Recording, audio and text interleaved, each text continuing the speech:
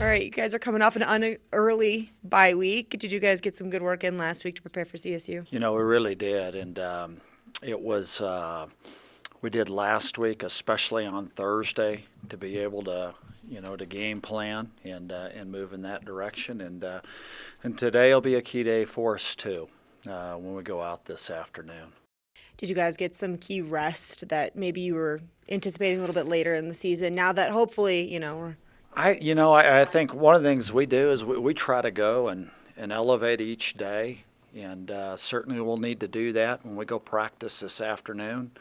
How good you have to be with the one-on-ones when you play with who we play this Saturday, and I think especially you look how good they are at wide receiver and how good their defensive front is especially. And, that's the part that, you just look at them. I mean, they are an excellent football team. They played outstanding here over the last 3 weeks. I want to say over that period, they've outscored opponents about 38 to, 21, 22.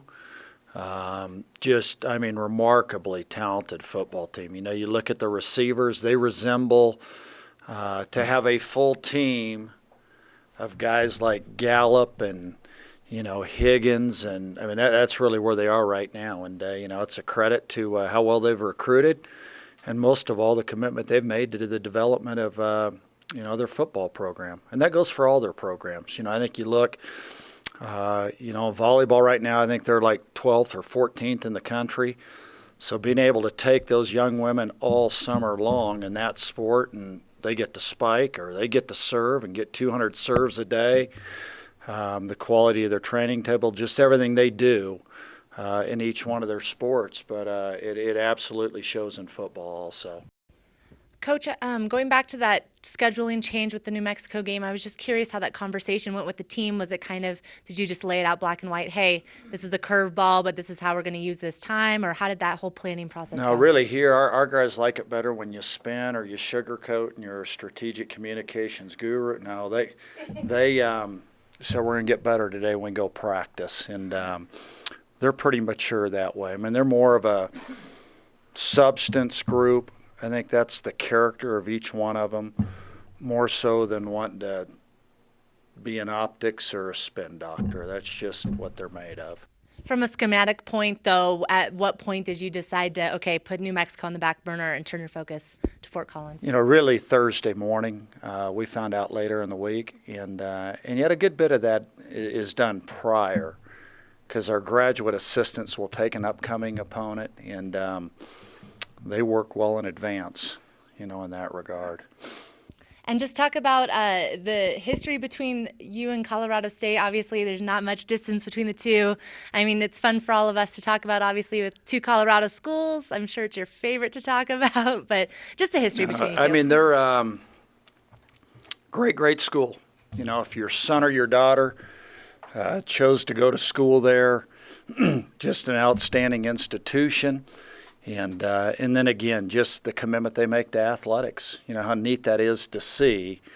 And golly, if it's their women's basketball team being able to charter flights, having time allocated every single day in the summer, whether it's volleyball, whether it's football, their basketball teams, if the three-point line changes, being able to get up 300 shots a day. Just how important sports are there. I don't know if they necessarily have a lot of them. They're probably one of those schools that maybe have 13 sports, maybe 5 men, 8 women's. But just if they do something, they want to do it really, really well. And I think that's evident academically. That's evident in terms of the commitment they've made to their campus, and then in football too. Just how much they cherish their fans and their support. And that's obvious. I think that goes without saying when you look also at the venue that they have now. What have you seen from Patrick O'Brien since he took over at quarterback? He's been sensational. You look, he was highly recruited out of high school, was one of the 10 best quarterbacks in the country out of high school, and so much of what they've done. I don't know if anybody's done a better job when it comes to roster acquisition than they have by utilizing other conduits. If it's from the 2-year schools, to have a young man coming in to be able to play quarterback from Nebraska, To have an outstanding wide receiver that played 3 games in 2018 at Auburn, that all of a sudden is eligible in 2019, and it wasn't a graduate transfer. Just the commitment they've made to help those guys, and but as a quarterback, he's been tremendous. I mean, I don't have his exact numbers in front, but I do think, you just look at them in general offensively. I think they've averaged like I said, like 38 points a game in the last 3 weeks. He's you look at him offense, I want to say they throw for like 310, 312 a game and also rush for about 155, 160 a game. It's just so rare to see a squad that's that balanced. And but again, it goes back to just how talented they are and how they have a pretty veteran group. And you got a guy that's played a lot of football. He's 22 years old and a highly, highly talented quarterback. Warren Jackson, the 6'6" receiver, you've seen him for 3 years now. How different is he now than what you saw 2 years ago or even last year? Well, as soon as we transitioned and you came in on Wednesday evening and started looking at film of these guys, I can't say that you've slept great, in recent nights. I mean, he's only 6'6". God, what's he caught? 55 balls. 55 balls and averaging about 15, 16 yards a catch. Can run. He needs to be with those other guys. They have those guys. They have a guy with the Vikings named Johnson. They have a guy with the Dolphins named Preston Williams, who I think we saw here last year at Falcon Stadium. They have another guy named Gallup and another guy named Higgins. So he stacks up with them? Yeah, every bit of it and more. So, tremendous player. Then the other thing they have is obviously the young guy that they have has been incredible, on their sweeps. I want to say he averages like 13 yards a carry or 12 yards a carry, something like that, and also an excellent receiver. I mean, they're loaded. And then defensively, anytime you have a defense that's like 30% on third down and that's it in regards to conversions, then they're absolutely doing something right on first and second down too. And they've played exceptional on the defensive side, especially the last 4 games. And I think that's what they anticipated coming into the season, where they'd really, really pick up a good bit of steam in the back half of the year. A big focus for them in the offseason was improving speed, and some of the acquisitions you mentioned were faster guys. Do you notice anything speed-wise, defensively, especially? They can fly. I mean, and they're good size too. I mean, anytime you have a combination where, your talent levels, having large guys that are there all summer long, their bodies are going to change, they're going to develop, but they can flat roll. You're right. And back to the unexpected bye week, what kind of wrinkles did that, throw to your coaching staff, especially with recruiting? And I would think you were going to utilize that bye week and had it planned to have it, in such short notice. What did that do to the schedule? We work.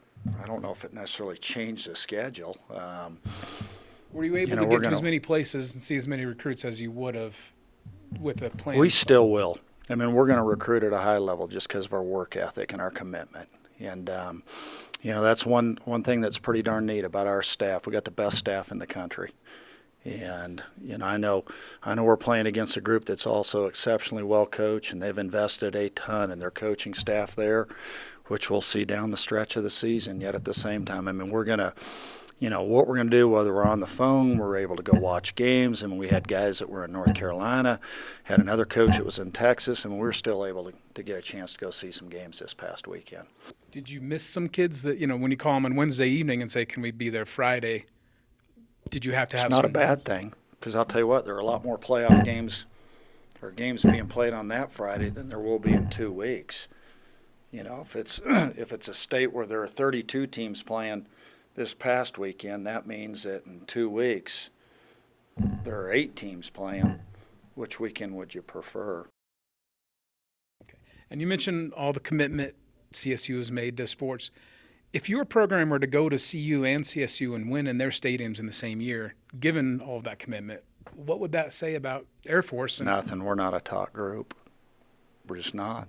And We grind each day. We have one goal in our program. That is to see how many of our seniors are able to graduate. And if one of these years we're able to, have a winning season or be bowl eligible, that'd be, that's just not where our mind is right now. And what we're going to go out there, we're going to practice today, and we got to get our pads lower. We got to communicate better.